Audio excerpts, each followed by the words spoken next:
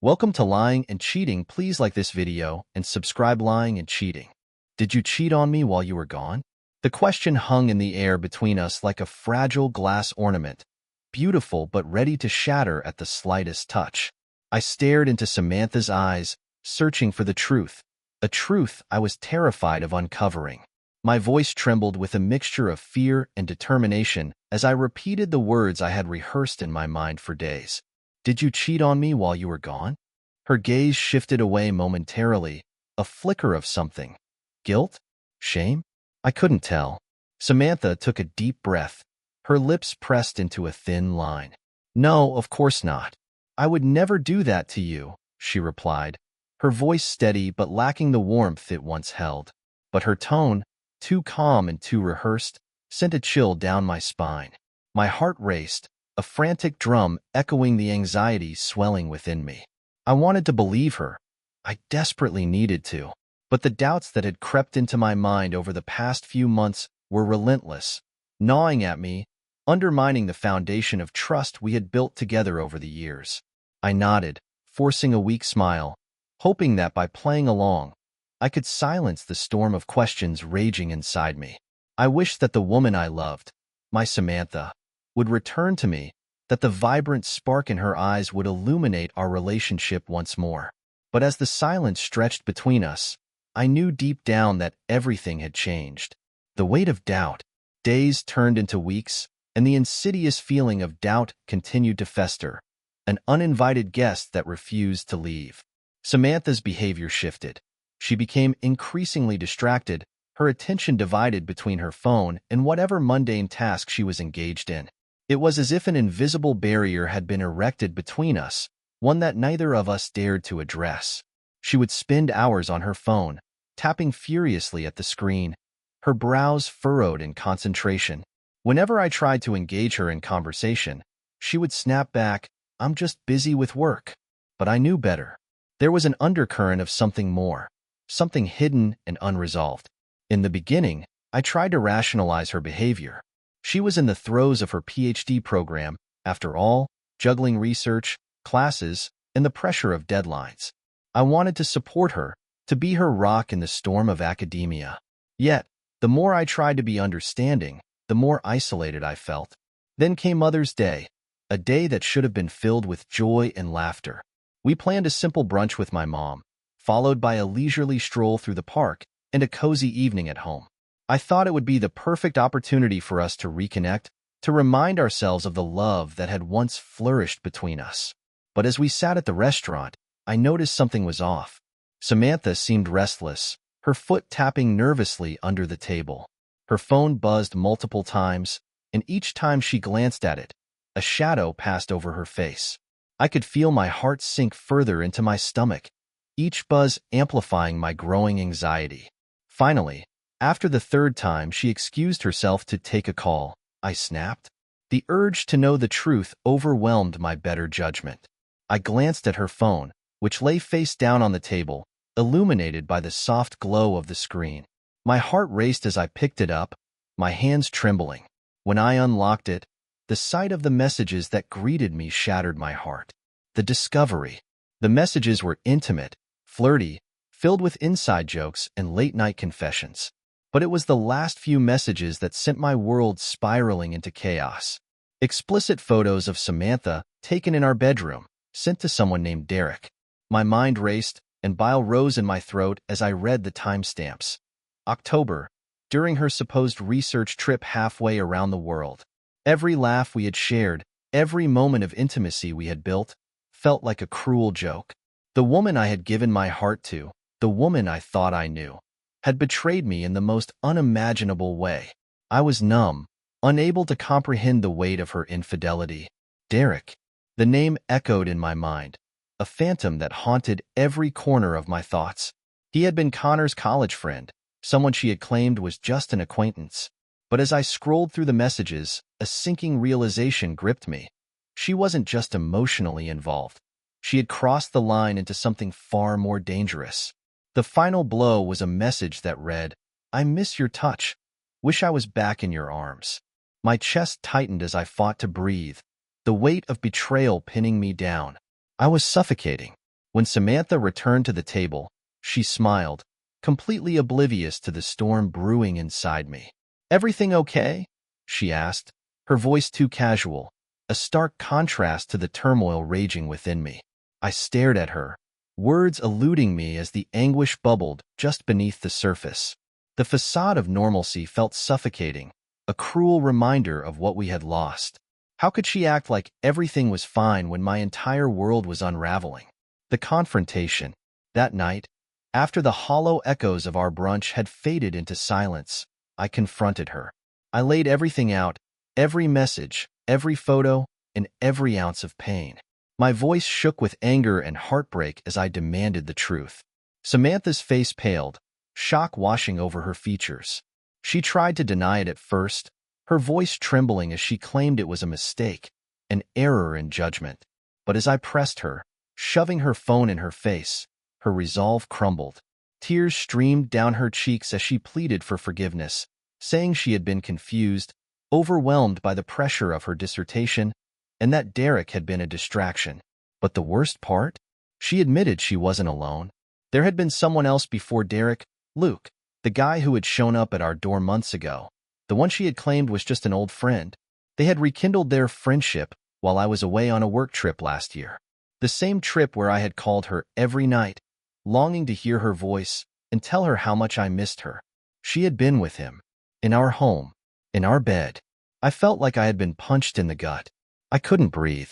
The air in the room felt thick and suffocating, leaving me gasping, drowning in the weight of her betrayal.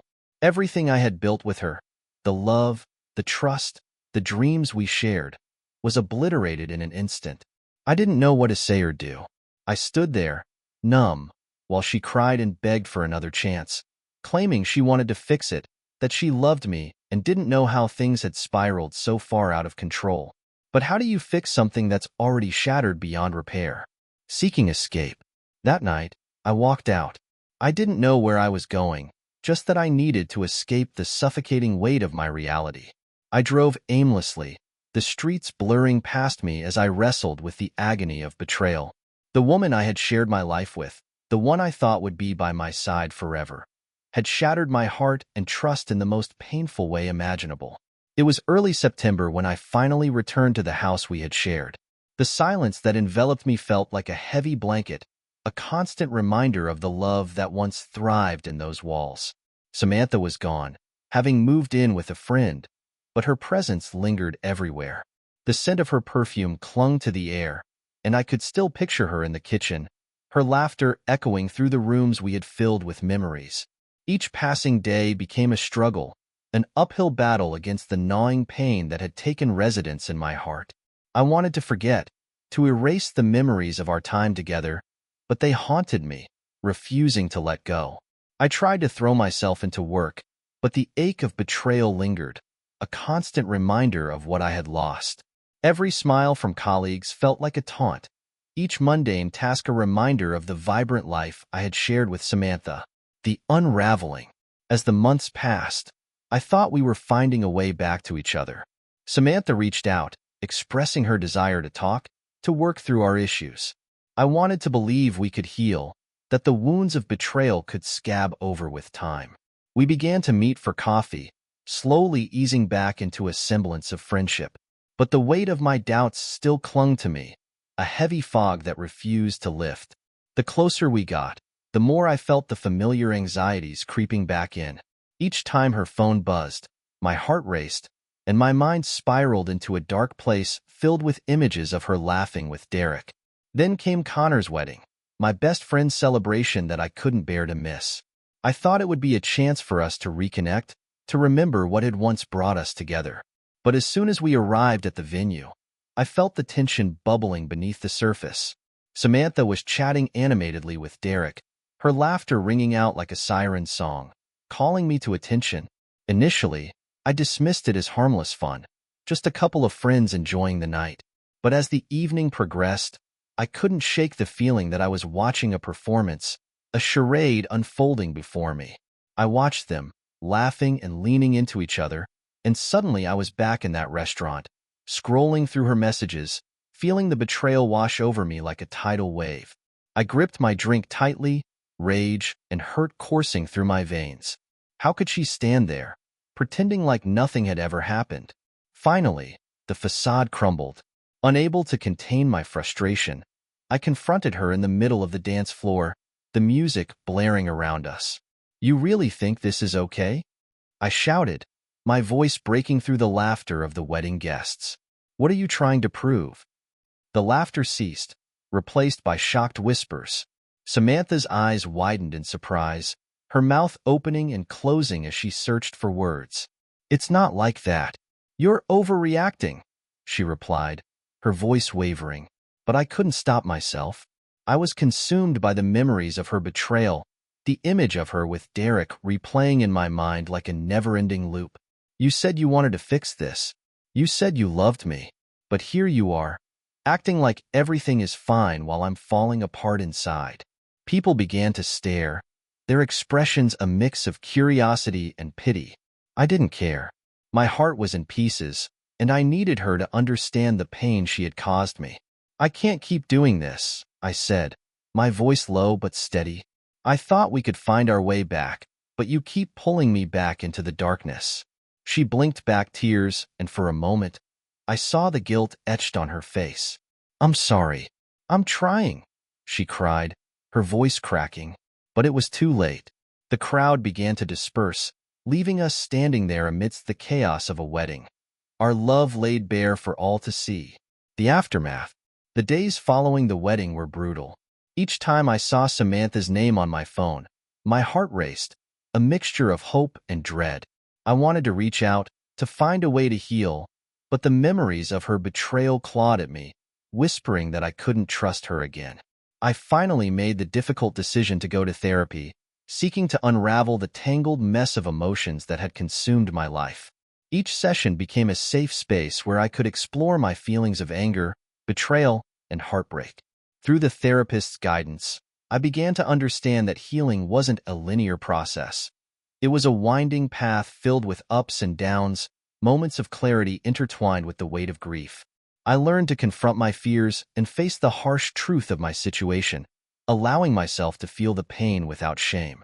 Slowly, I started to rebuild my life, focusing on the things that made me happy. I rekindled friendships that had faded in the shadow of my relationship with Samantha, finding solace in their support. I took up new hobbies, painting, running, exploring the city. I was learning to enjoy my own company again, a victory I hadn't anticipated. And yet, even as I began to heal, Samantha was always lurking in the back of my mind. She would send occasional messages, asking how I was, sharing updates about her life, and though I wanted to respond, I couldn't. Every time I typed out a response, my fingers would hover above the send button, and I would ultimately delete it, fear overriding the desire for connection. One night, as I lay in bed, I received a call from her. Hesitant, I answered, my heart racing as her voice came through the line. "Can we talk?" "I miss you," she said, her voice a fragile whisper. I wanted to tell her everything I felt, to express my pain and anger, but all that came out was a faint, "I don't know, Samantha. I'm still hurting." She let out a shaky breath. "I understand. I want to fix this. I want to prove to you that I can change." But could I believe her? Could I open myself up to the possibility of love again when every fiber of my being screamed to protect my heart? The decision. Weeks turned into months, and Samantha persisted in reaching out. Each message felt like a siren call, tugging at the remnants of my heart. As the holidays approached, I found myself at a crossroads, torn between the love I still felt for her and the ache of betrayal that lingered like an unhealed wound. Finally, I agreed to meet. It was a chilly evening in late November when we sat across from each other in a small coffee shop. The atmosphere buzzed with the warmth of laughter and conversation, but between us, an icy tension hung in the air. Samantha looked different, more mature, more aware of her actions. Her eyes were filled with regret, and I could see the weight of her guilt etched on her features. "I know I messed up," she began, her voice steady but quiet. "I've been doing a lot of thinking, and I want to take responsibility for my actions." I listened, my heart pounding as she laid out her feelings. She talked about the pressure of her PhD program and how she had used Derek as an escape, a way to avoid confronting her own insecurities. But even as she spoke, I felt the old wounds reopening, the echoes of betrayal clawing at my heart. "I can't pretend that everything is fine," I said, my voice trembling. "You broke my trust in a way that I can't forget. I thought we were building a life together, but now I feel like I'm standing on quicksand, and I don't know how to regain solid ground." Tears filled her eyes as she reached across the table, her hand brushing against mine. "I know I don't deserve your forgiveness, but I love you. I'm willing to fight for us, to show you that I can change." In that moment, I saw the flicker of hope, the possibility of rebuilding what we had lost. But was it enough? Could I forgive her for the pain she had caused me? I took a deep breath, allowing the silence to settle around us. "It's going to take time, Samantha. I'm not sure I can forgive you right now, but I'm willing to try if you're committed to rebuilding our relationship." A new beginning. As the weeks rolled into months, Samantha and I began to navigate the treacherous waters of rebuilding our relationship. It was challenging, fraught with moments of vulnerability and painful memories, but there was also a sense of hope. We started attending couples therapy, working through the trust issues that had plagued our relationship. Each session peeled back layers of our emotions, exposing raw wounds, but also igniting moments of understanding. We learned to communicate openly, to voice our fears and desires without fear of judgment. It wasn't easy, and there were moments when I felt the urge to give up, to retreat into the safety of solitude. But every time those feelings arose, I reminded myself of the love that had brought us together in the first place. I found solace in small victories. Samantha would call me to check in, sharing her progress in her dissertation, and I would offer support, allowing the warmth of our connection to creep back in. We shared meals, laughter, and moments of intimacy, slowly reigniting the spark that had dimmed. We learned to celebrate the little things, to appreciate the time we had together. Each shared moment became a thread in the fabric of our renewed bond, binding us closer as we navigated the challenges that lay ahead. But as much as I wanted to embrace our new beginning, I still struggled with the shadows of her past actions. The specter of her betrayal loomed over us, a constant reminder that trust was fragile, easily shattered but difficult to rebuild. The healing journey. As the new year rolled in, I felt a sense of renewal wash over me. Samantha and I had embarked on a healing journey, one filled with ups and downs, moments of joy intermingled with reminders of our struggles. We took small trips together, exploring nearby towns and immersing ourselves in each other's company. Each adventure became a balm for my wounded heart, allowing us to create new memories while cautiously leaving the past behind. But even as we celebrated our progress, the ghosts of doubt still lingered. I found myself watching Samantha closely, waiting for signs of old patterns re-emerging. Every time she received a message, my heart raced, a knee-jerk reaction that I couldn't shake. One evening, as we sat curled up on the couch, I noticed her phone buzzing again. My breath caught in my throat, and I felt the familiar surge of anxiety creep up my spine.